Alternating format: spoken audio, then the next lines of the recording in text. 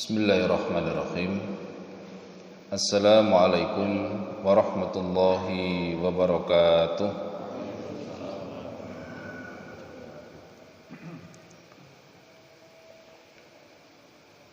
Innal hamdalillah nahmaduhu wa nasta'inuhu wa nastaghfiruh wa natubu ilaihi wa nastahdi wa na'udzu billahi min syururi anfusina wa min sayyiati a'malina may yahdihillahu fala mudilla lahu wa may yudlil fala hadiyalah. Asyhadu an la ilaha illallah wahdahu la syarikalah wa asyhadu anna Muhammadan abduhu wa rasuluh. Allahumma shalli ala Muhammad wa ala ali Muhammad kama shallaita ala Ibrahim wa ala ali Ibrahim wa barik ala Muhammad wa ala ali Muhammad kama barakta ala Ibrahim wa ala ali Ibrahim innaka Hamidum Majid. Wa sallam tasliman katsira amma ba'd.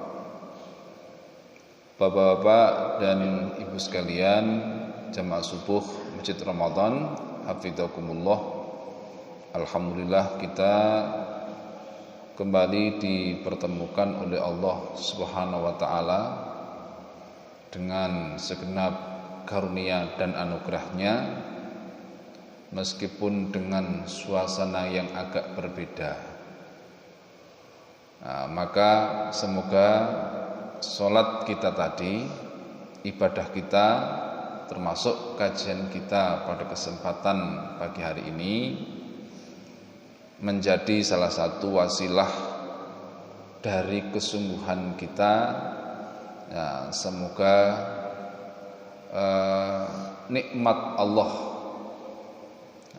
itu akan kembali sempurna untuk kita rasakan. Nikmat Allah itu sempurna, Bapak Ibu sekalian. Memang ada di antara yang pada kesempatan belakangan ini menjadi kita merasakannya tidak sempurna. Bukan karena Allah tidak sempurna memberikan nikmatnya kepada kita, tetapi upaya kita untuk sempurna menghadap Allah menjadi berkurang. Ya, kan begitu Pak. Jadi kalau sholat kita itu renggang, itu kan sebenarnya kita tidak sempurna. Tetapi itu karena satu hal, karena satu situasi. Seperti begini analoginya. Sebelum saya ke materi, Rasulullah sallallahu alaihi wasallam bersabda, "Shalli qa'iman fa illam yastati' faqa'idan fa illam yastati' fa'ala jambin." Kata Nabi, salatlah berdiri. Kalau engkau tidak mampu, maka salatlah dengan apa? Dengan duduk. Kalau tidak mampu, maka salatlah dengan apa? Dengan berbaring. Jadi hukum awal dari kesempurnaan salat apa di salat wajib adalah dengan berdiri.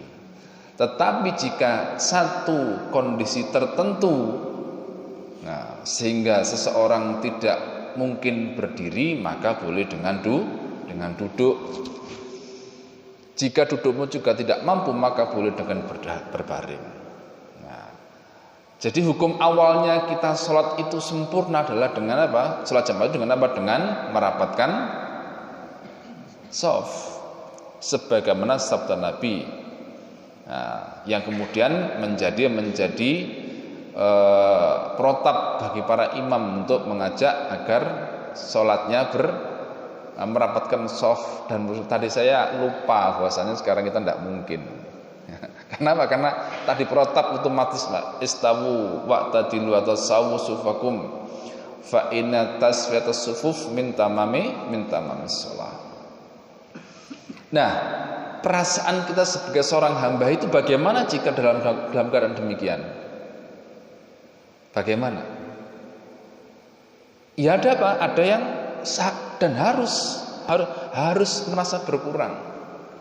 Karena kita menghadap Allah itu tidak dalam kondisi yang terbaik. Tidak dalam kondisi yang terbaik. Meskipun itu karena satu hal. Seperti orang sakit, dia berharap bisa sholat dengan sempurna dengan cara berdiri, maka dia berdoa kepada Allah, ya Allah berikan saya kemampuan istita'ah untuk bisa sholat dengan berdiri. Kan itu doanya. Untuk apa? Untuk menyempurnakan ibadah. Seperti kita, apa di antara yang kita harapkan dari hilangnya pandemi ini, agar kita bisa menyempurnakan ibadah. Yang mau haji bisa haji, yang mau umrah bisa umrah, yang sekarang masih khawatir ke masjid bisa kembali ke masjid. Itu kesempurnaan, dan itu yang kita harapkan. Jadi apapun yang Allah berikan nikmat kepada kita, kita minta kepada Allah di dalam rangka untuk menyempurnakan ibadah. Kalau kita itu kemudian tidur dalam rangka apa? Dalam rangka menyongsong ibadah.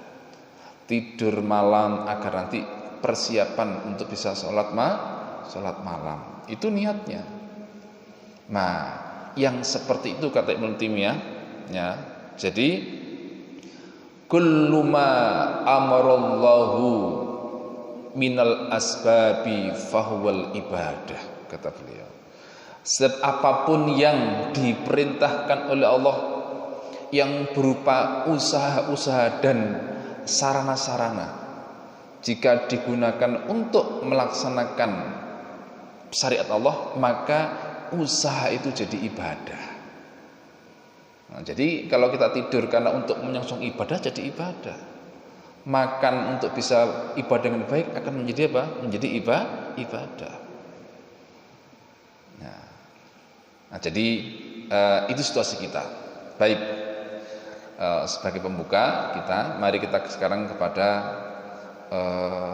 upaya kita untuk bersyukur kepada Allah. Bulan haram dan keagungannya.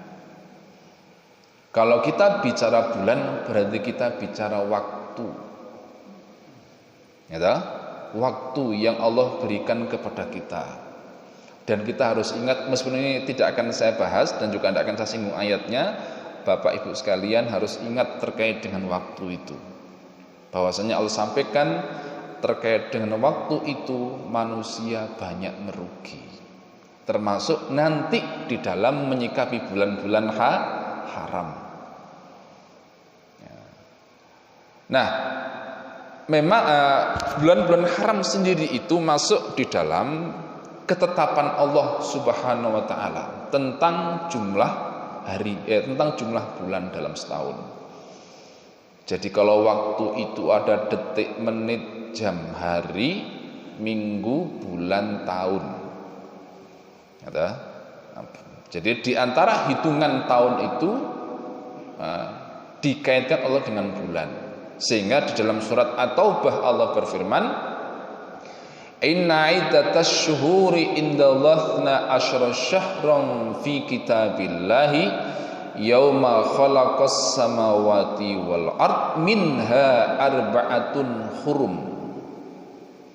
Sesungguhnya bilangan bulan pada sisi Allah itu ada 12 bulan.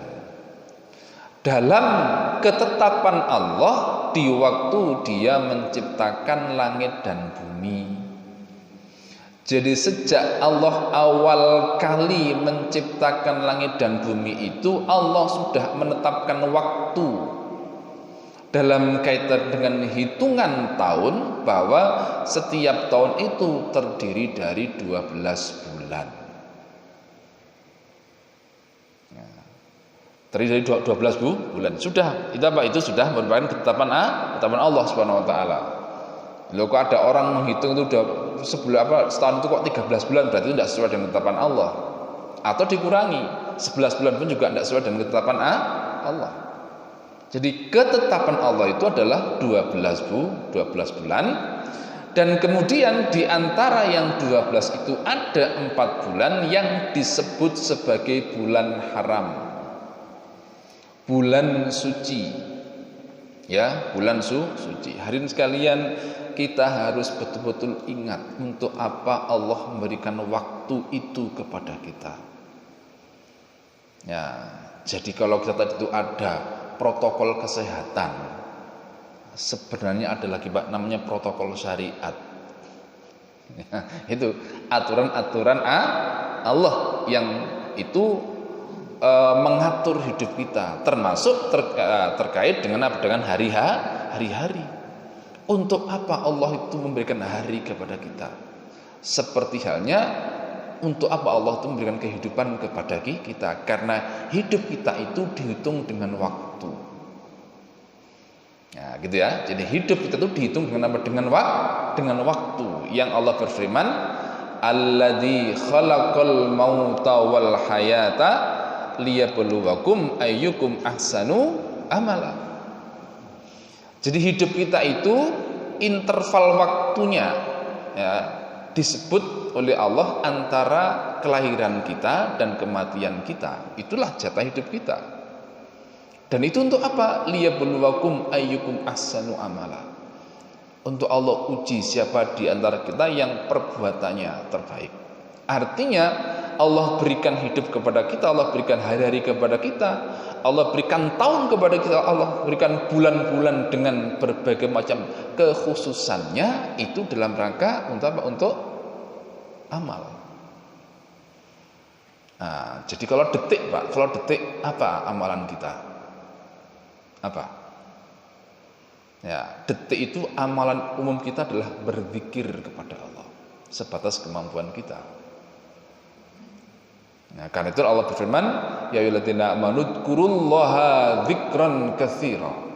Orang beriman, ingatlah kepada Allah dengan ingat yang banyak. Jadi semakin banyak detik menit yang kita lalui untuk zikir kepada Allah, maka semakin tinggi kedudukan kita.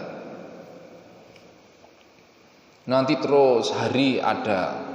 Jadi hari itu ada protapnya, ibadahnya apa. Minggu itu juga ada, ya. Bulan juga ada, tahun juga ada. Ya, kembali lagi kepada bulan haram. Nah, tentang bulan haram. Nah, apa saja bulan haram itu? Ya, di sini penetapan itu pun juga Allah dan Rasulnya yang menetapkan. Walaupun di sini untuk rinciannya. Jadi kalau globalnya itu Allah menyebutkan ada 4 bulan haram dalam setahun, kemudian rinciannya disebutkan oleh Nabi Shallallahu Alaihi Wasallam. Kata Nabi, inna zamana qad istadara kahayati yomi khalqis samawati wal ard as-sanatu ifna asyrata syahran minha arba'atun hurum thalathun mutawaliyat dzul qa'dati wa dzul hijjati wal muharram war rajab. Ya, jadi kata Allah, sesungguhnya waktu itu berputar sebagaimana ya, hari penciptaan langit dan bumi. 1 tahun ada 12 bulan, di antaranya 4 bulan haram, yaitu 3 berturutan, Dzulqa'dah, Dzulhijjah dan Muharram. Itu yang berturutan. Lalu yang terpisah ada namanya Rajab. Nah, Rajab. Nah, ini harus kita kenali, Pak. Hari-hari itu, bulan-bulan itu harus kita kenali. Mengapa? Ingat, hari-hari itu membawa bulan-bulan itu seperti juga hari-hari itu apa? Ada syariatnya. Yang dengan waktu-waktu itu Allah berikan kalender kepada kita, jadwal kepada kita untuk bertakarub kepada Allah. Makanya kalau dalam ayat itu yas'alunaka 'anil ahillah qul hiya mawaqitu lin-nasi wal hajj. Mereka bertanya tentang hilal kepada Muhammad, maka katakan itu adalah waktu-waktu bagi manusia. Dan ada amal khusus, yaitu bulan haji. Untuk haji. Nah, jadi untuk apa? Untuk waktu-waktu yang di situ Allah kaitkan dengan apa? Dengan pendekatan kita kepada Allah. Jadi bulan-bulan haram itu adalah Dzulqa'dah, Dzulhijjah, Muharram dan Rajab. Nah, berikutnya, lu kenapa kok dikatakan sebagai bulan haram, sebagai bulan suci? Pasti itu apa? Pasti itu memiliki keistimewaan. Sebagaimana Allah memilih tempat-tempat tertentu sebagai tempat istimewa di muka bumi. Ya, tempat bumi termulia itu adalah Mekah. Ya, berikutnya adalah Madinah. Berikutnya adalah Palestina. Nah, itu mengapa? Ya Allah yang milih. Allah yang milih seperti itu. Lalu tempat-tempat yang secara umum mulia di muka bumi itu apa? Masjid-masjid Allah, rumah-rumah Allah di muka bumi. Nah, itu tempat-tempat yang mulia secara umum di muka bumi itu adalah rumah-rumah, yaitu masjid. Jadi Allah pilih tempat, Allah juga pilih hari, Allah juga pilih manusia. Contohnya misalnya Allah pilih manusia. Innallaha astafa Adama wa Nuha wa ala Ibrahim wa ala Imran alal alamin. Allah pilih Adam, Allah pilih Nuh, Allah pilih anak-anak Ibrahim, Allah pilih keturunan Imran sebagai orang terpilih di dunia ini. Itu pilihan Allah. Dan tidak ada yang bisa menolak itu. Tidak ada yang bisa menolak. Sebagaimana Allah juga memilih manusia termulia yaitu Nabi Muhammad SAW sebagai Sayyidul Anam, sebagai Sayyidul Anbiya wal Mursalin, sebagai penghulu bagi semua manusia. Itu pilihan Allah. Bulan haram pun juga demikian. Itu adalah pilihan Allah Subhanahu Wa Taala. Ya, kita kan tidak bisa protes. Mengapa Allah kok tidak pilih Jumadil Ula sebagai bulan haram? Kita tidak, mengapa? Itu sudah dipilih oleh Allah ya dengan hikmah yang mungkin belum kita ketahui. Mengapa kok itu dipilih oleh Allah? Ya. Nah, baik. Jadi Allah lah yang memilih bulan-bulan itu sebagai bulan yang istimewa, sebagai bulan yang agung. Nah, pertanyaan sekarang, bagaimana sikap mukmin dalam hal ini? Bagaimana sikap mukmin dalam hal ini? Nah, di sini Ibnu Abbas menjelaskan bahwasanya Allah sebutkan tentang bulan-bulan haram tadi.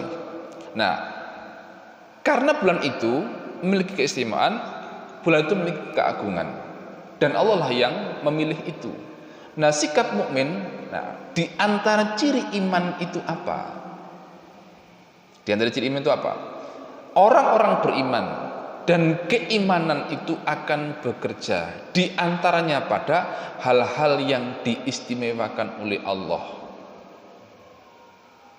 Ya, sekarang Allah mengistimewakan dan mengagungkan bulan-bulan tertentu, maka sikap orang mukmin juga harus seperti itu. Sikap keimanan itu adalah mengistimewakan apa yang diistimewakan Allah dan mengagungkan apa yang diagungkan oleh Allah. Memilih apa yang dipilih oleh Allah, itu namanya keimanan. Karena itu kan nanti ada di antara hal-hal yang dipilih oleh Allah itu kita tidak suka. Ya, ada di antara hal yang dipilih Allah kita tidak suka. Contohnya misalnya hukum perang misalnya, kita tidak suka perang, tapi itu kata Allah apa? Kutiba alaikumul qitalu wa huwa kurhul lakum wa asa an takrahu syai'an wa huwa khairul lakum wa asa an tuhibbu syai'an wa huwa syarrul lakum. Allah pilih tertentu sebagai apa? Sebagai hukum, yaitu perang. Padahal perang itu tidak kalian sukai. Maka kata Allah, bisa jadi yang tidak kalian sukai itu apa? Itu yang baik.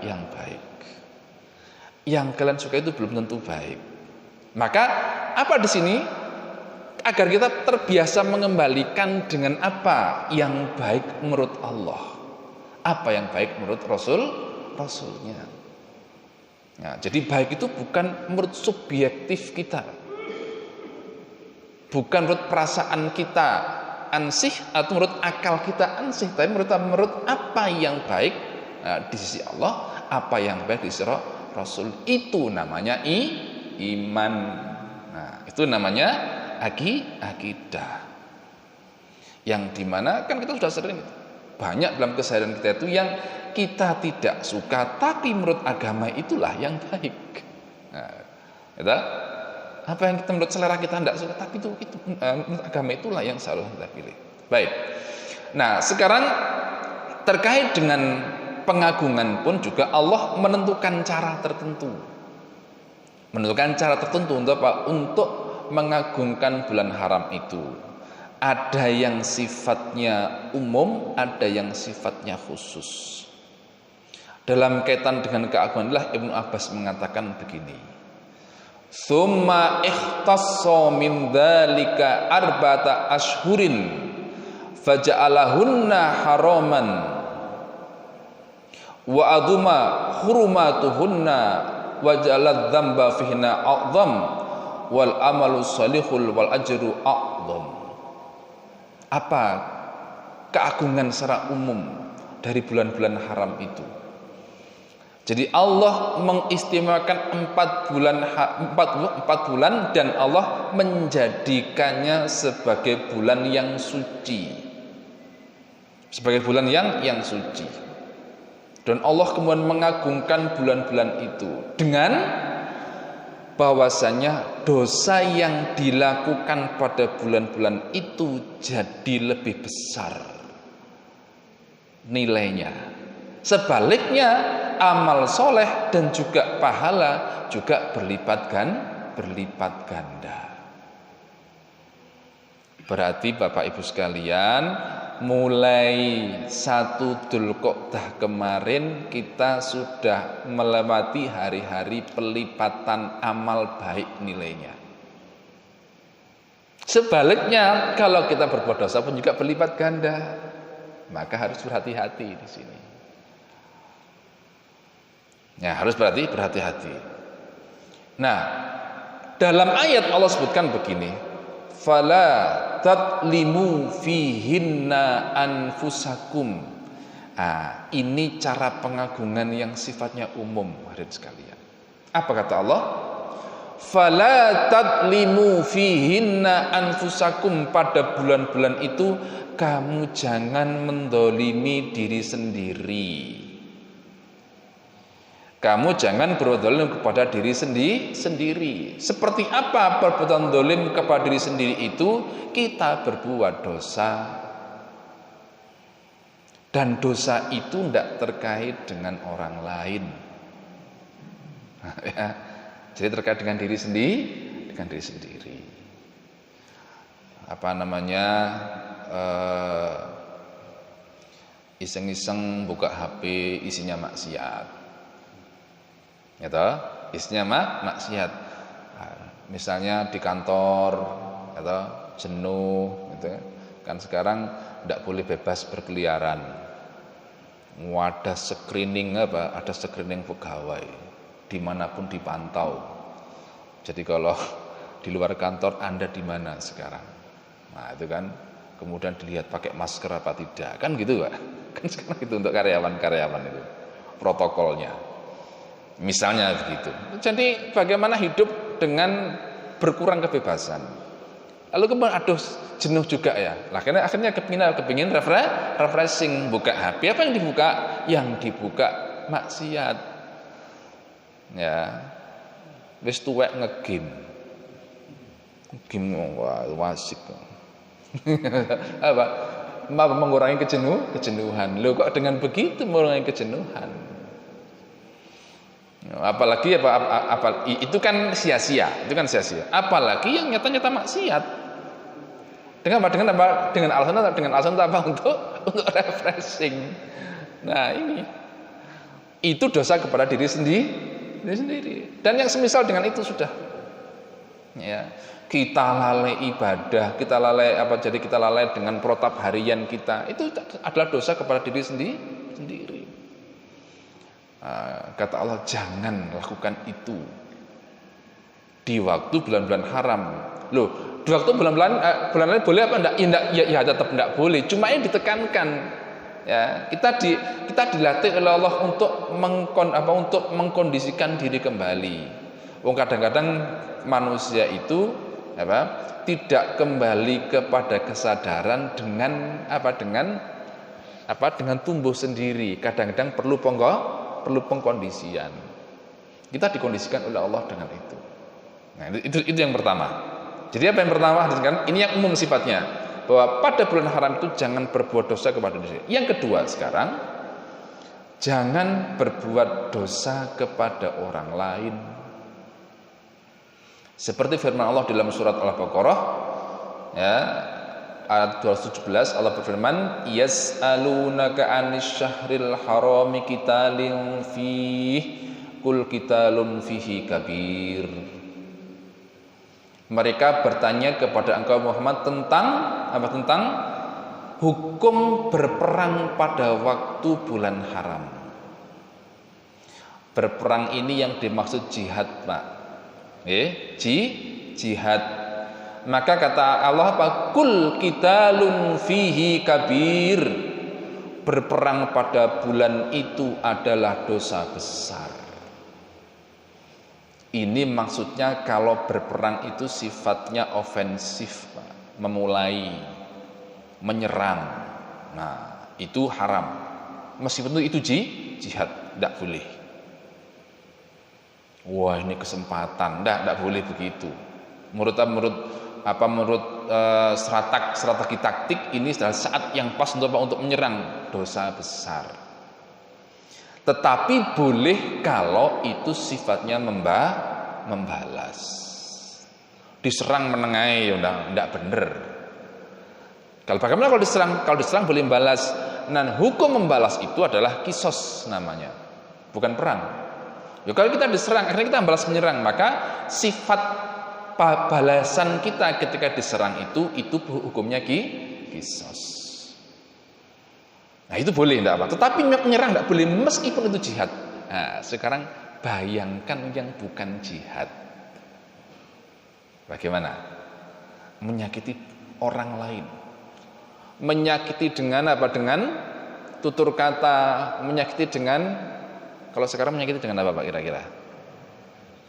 Menyakiti dengan kekhawatiran, Pak, sekarang. Pak, paham maksud saya? Misalnya, nah, saya sholat di masjid yang protokolnya adalah renggang, ya toh? Renggang. Maka bagaimana sikap saya? Meskipun misalnya saya mengambil madhab yang rapat, misalnya, bagaimana? Ya saya harus menghormati renggang. Loh, kenapa? Nanti kalau saya merapat, maka yang saya rapati itu akan khawatir. Ya kan gitu, akan khawatir. Dan itu menyakiti, dan tidak main-main, menyakitinya dalam ibadah. Orang tahu takbir Allahu Akbar, lalu kita dekat, timbul orang kok cedek-cedek toh. Bagi saya waktu protokol kudu renggang toh. Ini kan begitu protokolnya, harus apa? Physical distancing. Orang jadi sak dalam sholatnya, itu menyakiti. Itu menyakiti. Bagaimana? Ya dosa. Dosa jadinya. Meskipun itu berarti hukumnya bisa jadi berbeda. Karena apa? Ini apa? Ini urusan apa? Urusan khilafiyah. Tetapi kalau menimbulkan syak dalam sholat, maka itu jadi dosa. Ya, jadi berbuat dosa, apapun bentuk dosa itu kepada orang lain, kepada anak, kepada istri, bawahan dan lain-lain, ya, tetangga, itu semuanya adalah hal yang seharusnya kita hindari. Ya, termasuk ya saya kira sing eker-ekeran masalah soft rapat dan tidak dalam masa pandemi ini sudah seharusnya dihentikan. Seharusnya dihentikan sudah. Karena ini khilafiyah dan tidak akan ada selesainya. Kalau itu diterus-teruskan, podo-podo duwe dalil ya. Kita sama-sama punya dalil. Maka apa ya sudah, kita harus saling menghormati. Ya, dalam ukhuwah kita harus saling menghormati dalam hal ini. Ya, dengan apa? Dengan tidak karena kan gitu. Jadi ada di grup itu wis ono ae sing ngurek-ngurek. Jadi ada saja, sudah dihimbau kita menghindari ini, ada saja yang posting ini, wah ini postingan ini mengusik kita, akhirnya kan gitu, mengusik kita. Apalagi kemudian banyak di antara anggota grup-grup kita itu kadang-kadang bisa jadi tidak mengerti, belum mengerti kaidah dan seterusnya. Kita harus memahami itu. Jadi ini yang sifatnya khusus hadirin sekalian di bulan haram. Apa yang pertama? Jangan berbuat dosa diri sendiri dan juga jangan berbuat dosa dengan cara menyakiti orang lain. Itu yang sifatnya umum menurut Allah di dalam Al-Quran. Ya, itu ya. Nah, sekarang sifatnya khusus. Ya.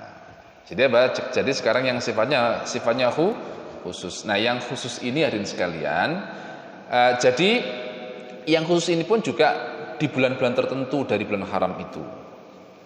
Contohnya sekarang ini Dzulqa'dah ini masuk ada di antara amal khusus. Ada di antara amal khusus apa itu? Khususnya bagi saudara kita yang akan haji. Ketika akan haji itu ada amal khusus. Apa itu? Miqatuz zaman. Miqat zamani. Orang yang akan haji, miqat zamannya bisa dimulai dari Dzulqa'dah, dari ayat Al-hajju asyhurum ma'lumat. Jadi haji itu pada bulan-bulan tertentu. Faman fardha final hajj fala rafatha wala fusuqa wala jidala fil hajj. Orang yang sudah meniatkan haji pada bulan-bulan itu bulan-bulan apa saja? Syawal, Dzulqa'dah, Dzulhijjah. Syawal itu sudah orang bisa melakukan miqat zamani. Nah, itu ada amal haji yaitu orang mulai ihram bagi yang haji tamattu, tapi kalau kita enggak sekarang. Tapi kalau orang dulu, Pak, orang dulu yang harus jauh berangkatnya, hajinya harus jauh sebelum itu datang Syawal. Bahkan kadang-kadang kurang dari itu atau sebelum itu. Kita itu bagi yang tamattu melakukan haji tamattu, melakukan umroh dulu atau umroh hajinya itu sebelum melakukan amalan haji. Nah, itu bisa pada bulan Dzulqa'dah. Itu amalan khususnya. Nah, lalu ada lagi yang lebih rinci dari bulan-bulan haram itu yaitu amalan di bulan Dzulhijjah.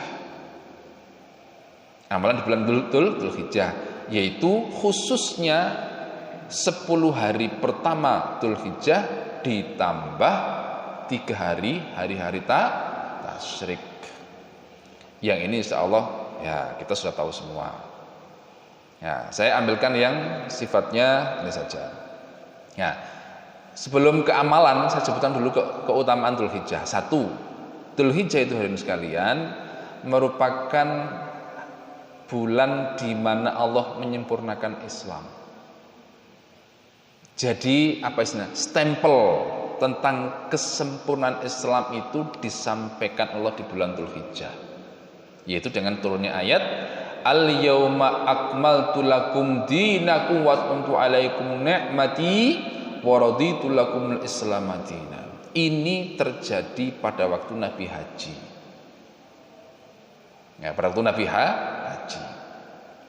Nah, itu yang pertama. Yang kedua, ada puasa Arafah. Yang itu puasa khusus umat Islam. Puasa Arafah. Ya. Kalau puasa yang lain, misalnya puasa Asyura, itu dilakukan juga oleh orang Yahudi dulu. Nah, karena Nabi menyebutkan, "Shaumu Asyura yukaffiru sanatal madiyah, wa shaumu Arafah yukaffiru as-sanataini al-madiyah wal mustaqbalah." Puasa Asyura yaitu apa? Puasa 10 Muharram. Nah, itu nanti. Amalan bulan haram di bulan Muharram itu adalah puasa Muharram. Selain 2 hal yang umum tadi, itu ada amal khusus yaitu puasa pada tanggal 10. Lalu juga ada berikutnya ya, ada juga yang juga sama puasa yang juga istimewa sifatnya yaitu puasa Arafah. Kalau puasa Asyura itu menghapus 1 tahun sebelumnya, kalau puasa Arafah itu menghapus 2 tahun, setahun sebelumnya dan setahun yang sesudahnya. Karena itu Arafah itu kata Ibnu Qayyim menjadi siang hari terbaik. Arafah itu 9 jadi itu menjadi siang hari terbaik. Mengapa? Karena di situ ada amalan yang bisa menghapuskan dosa setahun sebelum dan juga setahun setelahnya. Kalau malam adalah malam Lailatul Qadar. Nah, jadi kalau ditanya hari terbaik itu apa? Kalau siang hari adalah 10 hari pertama Dzulhijjah. Kalau malam ya 10 hari terakhir Ramadan. Nah, jadi kita menempatkan masing-masing. Baik. Ya, berikutnya ya kemudian darah-darah hewan kurban ditumpahkan banyak di bulan Dzulhijjah. Dan kurban itu termasuk di antara apa? Di antara ibadah terbaik. Innas sholati wa nusuki wa mahyaya. Sesungguhnya salatku dan sembelihanku atau kurbanku. Jadi kurban adalah di antara ibadah terbaik. Nah, lalu yang berikutnya ya Dzulhijjah itu adalah muktamarnya umat Islam tingkat dunia. Al-Hajju Arafah. Ya, jadi haji itu adalah wukuf di Arafah dan itu adalah berkumpulnya umat manusia seluruh dunia di satu tempat. Itulah muktamarnya umat Islam. Ya, baik, sekarang kepada amal-amalan Dzulhijjah. Ya. Ini adalah cara mengagungkan hadirin. Tadi kita sudah bahas bahwasanya di bulan-bulan yang Allah agungkan maka harus ada sikap kita untuk mengistimewakan dan mengagungkan. Nah, kalau sekarang Dzulqa'dah tadi sudah saya sebutkan, satu sifatnya adalah umum, ya, yaitu 2, jangan berbuat dosa pada diri sendiri dan jangan berbuat dosa pada orang lain. Berikutnya adalah bagi yang haji. Nah, untuk Dzulhijjah itu ada amalan khusus memang. Dimulai dari 10 hari awal. Ya, 10 hari awal. Nah, yang itu harus kita siapkan betul mental kita untuk itu. Nah, mental kita untuk apa? Karena disebutkan oleh Nabi SAW bahwasanya ma min ayyamin al amalu sholihu fihinna ahabbu ilallahi fi min hadil ayyam al ashar. Bahwasanya tidak ada hari yang amal soleh itu lebih dicintai oleh Allah daripada beramal di hari-hari yang 10 bulan Dzulhijjah. Nah, faqalu ya Rasulullah wala jihadu fi sabilillah, apakah juga jihad di jalan Allah? Iya, bahkan jihad pun tidak bisa mengalahkan itu. Kecuali orang yang jihad pergi perang terus tidak balik. Nah, itu yang tidak bisa dikalahkan oleh amalan Dzulhijjah. Tapi perang saja ya itu tidak bisa mengalahkan Nabi, tidak bisa mengalahkan amalan 10 hari 10 hari pertama bulan Dzulhijjah. Mari kita siapkan. Nah, apa saja amalannya? Di antaranya 1, banyak zikir kepada Allah. Nah, jadi kata Nabi, faghfiru fihinna minat tahlil wa takbir wa tahmid. Nah, jadi takbiran itu Pak boleh dimulai dari tanggal 1 Dzulhijjah. Kalau mau silakan. Cuma takbiran di masjid ketoke tetangga kita belum terbiasa. Ya sudah, kita takbiran sendiri saja. Karena apa kata Nabi? Fa'akfiru fihinna minat tahlil wa takbir wa tahmid. Itu diantara zikir. Ya. Berikutnya apa? Tadi puasa. Puasa mulai tanggal 1 Dzulhijjah itu silakan. Meskipun puasa ini tidak sebesar puasa hari Arafah. Tapi di antara rangkaian kalau kita ingin puasa mulai tanggal 1 sampai tanggal 9 silakan. Nah, puasa mulai tanggal 1 sampai tanggal 9. Nah, berikutnya lalu apa? Ada amal-amal yang sifatnya umum. Ya, sebagian misalnya membaca Quran, sedekah dan lain-lain, ya itu umum, ya, silakan ditingkatkan. Karena apa? Karena amal soleh apapun pada hari-hari itu lebih baik. Nah, dan di antara puncaknya adalah kurban. Di antara puncaknya adalah ibadah kurban dan sholat Id, Idul Adha. Ya, sudah saya singkat di situ aja. Insya Allah kita sama-sama. Berikutnya ditambah lagi nanti pada hari-hari tasyrik, yaitu dengan takbiran di setiap usai sholat 5 waktu. Hadirin sekalian, itu adalah protokol ya, pada waktu bulan-bulan haram. Nanti ada lagi puasa Asyura pada bulan Muharram. Bulan Rajab ada apa enggak? Bulan Rajab, hadirin sekalian, tidak ada amalan khusus. Tidak ada amalan khusus. Jadi amalan baik apapun silakan. Senin kalau puasa itu ya puasa pertengahan bulan, puasa Senin Kamis, puasa Daud silakan. Itu pahalanya berlipat ganda. Ya, termasuk amalan-amalan yang lain. Tetapi puasa yang khusus atau zikir yang khusus bulan itu enggak. Tidak ada dalil yang kuat dalam hal ini. Ya, tapi melakukan dua hal tadi apa? Menjauhi dosa diri sendiri dan menjauhi dosa pada orang lain dan meningkatkan, menguatkan amal-amal soleh. Itulah prinsip umum daripada pengagungan di dalam bulan haram. Ini sekalian. Nah, pas waktunya selesai. Dari apa yang saya sampaikan, gimana Pak Mas kita sudah ya. Kalau ada yang tanya jawab, saya persilakan Pak kalau ada. Monggo Pak.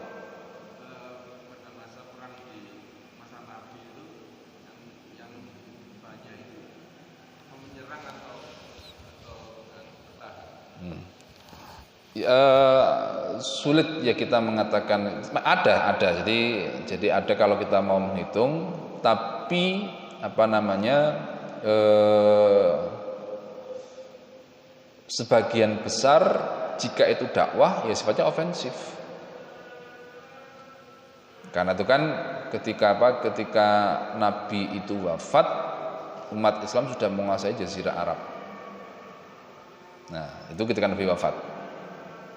Jadi artinya masa perluasan itu di masa Nabi itu ketika sampai Nabi wafat itu umat Islam sudah menguasai Jazirah Arab. Itu ada yang sifatnya ofensif, ada yang sifatnya defensif. Ya, terus apa? Mungkin kita akan ada konotasi yang menjadi tidak sedap gitu jika sifatnya ofensif. Hadirin sekalian, kita perlu pahami bahwasanya itu nanti kita Islam menggunakan istilah menang itu dengan fatah. Ya toh? Fatah itu artinya membuka. Jadi kalau kolonialisme itu biasanya menutup. Tapi kalau Islam itu membuka. Membuka apa? Karena Islam yang diperangi oleh Islam itu sebenarnya bukan wilayah. Yang diperangi oleh Islam itu adalah ketertutupan pemahaman, ketertutupan pikiran. Itu yang dikan oleh Islam. Makanya kalau Nabi menyerang, itu merupakan protap perang. Kalau Nabi itu menyerang, maka Nabi sampaikan kepada para sahabat agar dilihat apakah terdengar azan. Ya, apakah terdengar azan? Kalau tidak, maka tidak langsung diserang, Pak. Tidak langsung. Ada apa? Ada penawaran dulu. Ada penawaran dulu. Nah, jadi kalau misalnya mau masuk Islam, tidak perang sudah, tidak diserang.